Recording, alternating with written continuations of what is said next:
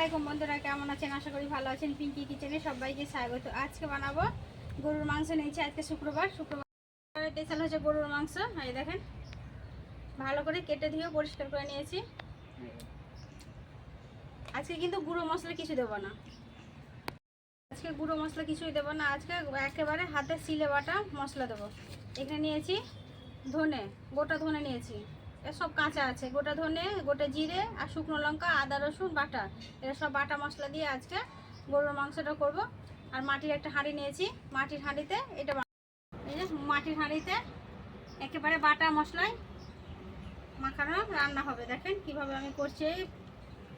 এই যে কতগুলো শুকনো লঙ্কা নিয়েছি, গুঁড়ো শুকনো লঙ্কা দেবো না, শুধু হলুদটা দেবো গুঁড়ো, তাছাড়া কিছু দেবো না। প্রথমে আমি আদা রসুনটা ছাড়িয়ে নেবো এই মশলাগুলো একসাথে বাটার জন্য, দিয়ে মাখিয়ে আমি তখন পেঁয়াজগুলো ছাড়াবো। আর আমি আদা রসুনগুলো ছাড়িয়ে নিই।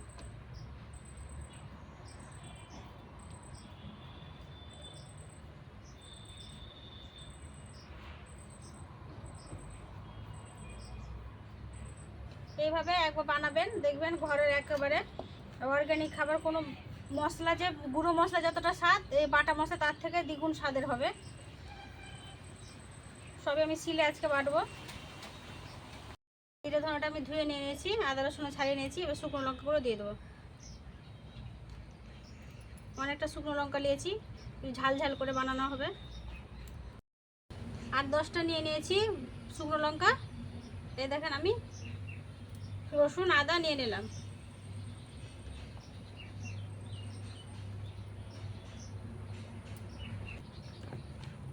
সমস্ত মশলাগুলো বেটে নেব।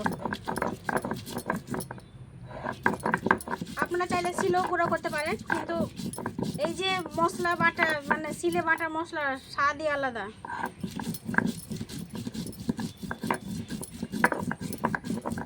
এই বাটা মশলা দিয়ে একবার এভাবে রান্না করে দেখবেন। গরুর মাংস হোক, কিংবা খাসির মাংস, কিংবা চিকেন,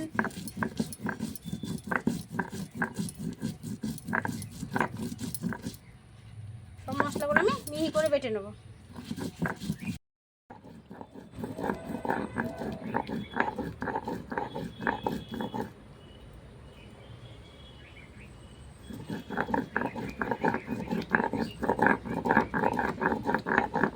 একেবারে মিহি করে বেটে নিয়েছি। দেখেন, মিক্সি থেকেও একেবারে মিহি করে বেটে নিয়েছি। এবারে মাংসতেই তুলে নেব।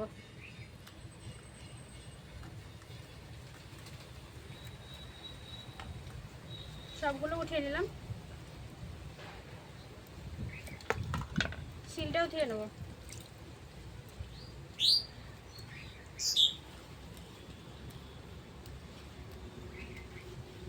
এই শিল ধোয়া পানিটা দিলে বেশি আরও স্বাদ হবে, ওই জন্য দিয়ে দিলাম।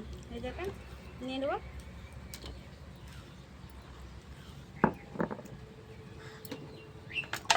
এবারে মাখিয়ে নেব।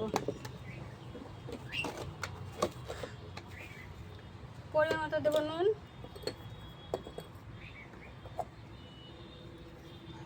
আর পরিমাণ মতো হলুদ গুঁড়ো। এর মধ্যে আর কিছু দেবো না, যেহেতু বাটা মশলা আছে, সমস্ত সবই আছে এগুলোর সাথে।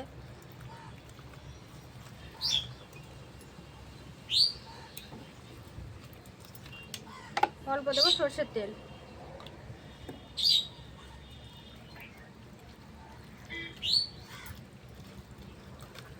এই যে হাতে মাখাবো মাংসটা, এতেই দেখেন মনে হচ্ছে অর্ধেক রান্না হয়ে গেছে।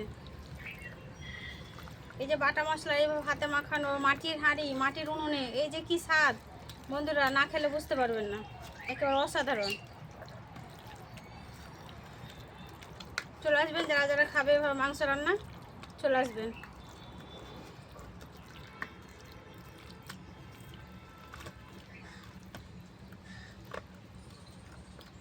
দেখেন, কেউ বুঝতেই পারবে না যে মাংসটা রান্না না, কত সুন্দর করে আমি মাখিয়ে নিয়েছি। এবার আমি উনুনটা জেলে নেবো, দিয়ে পেঁয়াজগুলো কাটাকুটি করে নেবো। উনুনটা জেলে নিয়েছি, হাঁড়িটা বসিয়ে দিয়েছি। হাঁড়িটা তখন গরম হোক, আমি পেঁয়াজগুলো কাটিয়ে নেবো। দেখেন, পেঁয়াজগুলো আমি কেটে নেব, পরিষ্কার করে ধুয়ে নিয়ে চলে আসবো কেটে। এটা গরম হয়ে গেছে, তেলটা দিয়ে দেবো। এই ম্যারিনেট করা মাংসগুলোও দিয়ে দেবো।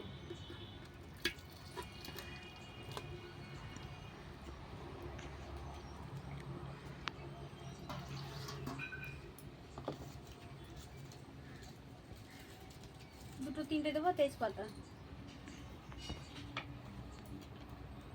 পেঁয়াজগুলো কাটা হয়ে গেছে, আর একটা কাটলেই হয়ে যাবে, দিয়ে দেবো ধুয়ে।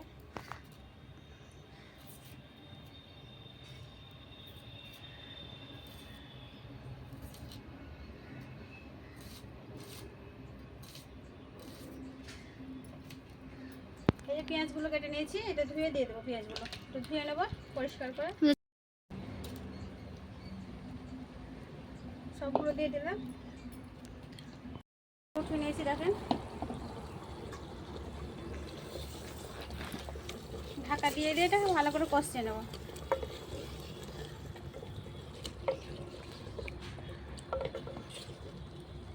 দেখেন কতটা কিন্তু সেদ্ধ হয়ে এসছে, মাটির যেহেতু মাটির হাঁড়ি না, তাড়াতাড়ি সেদ্ধ হয়ে যাবে, কষানো হয়ে যাবে, সেদ্ধ হয়ে যাবে।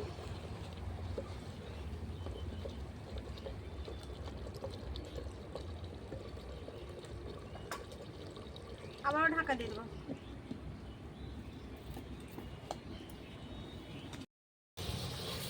দেখেন বন্ধুরা কত সুন্দর করে কষিয়ে নিয়েছি, একেবারে সমস্ত পানিগুলো আমার মরে গেছে। এই দেখেন একবার তেল ছেড়ে গেছে, অর্ধেকটা বেশি কিন্তু সেদ্ধ হয়ে গেছে। বেশি পানি দেবো না, দেখেন অল্পই দেবো। এই যে শিল ধোয়া মশলা, থালার মশলা ধোয়া পানিটা আমি দিয়ে দেবো। অল্প পানি দেবো, বেশি দেবো না।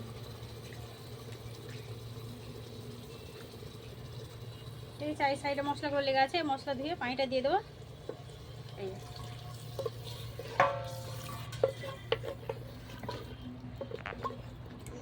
একেবারে কষা কষা হবে তো। এবার আমি ঢাকা দিয়ে দেবো, 10 মিনিটের জন্য ঢাকা দিয়ে দেবো সেদ্ধ হওয়ার জন্য। যে বাকি যেহেতু সেদ্ধ হতে আছে মাংসটা সম্পূর্ণ সেদ্ধ হয়ে যাবে, 10 মিনিটে দিয়ে দিলাম ঢাকা। ঢাকাটা উঠে নেবো বন্ধুরা, 10 মিনিট হয়ে গেছে। এই যে শুধু খালি আমি জালটা দেখেন, আড়া দিনে এবার কত সুন্দর হয়ে গেছে, দেখেন ফুটছে, হয়ে গেছে। এবার নামিয়ে নেবো,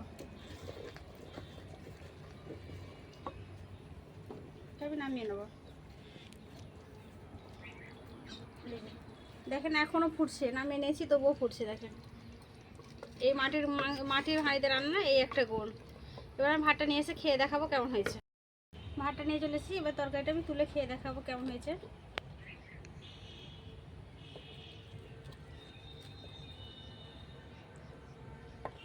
একেবারে ভুনা হয়েছে, মানে মাখা মাখা, খুব ঝোল রাখিনি, পাতলা, দারুণ হয়েছে। দেখেন মাংসটা খুব গরম হয়েছে।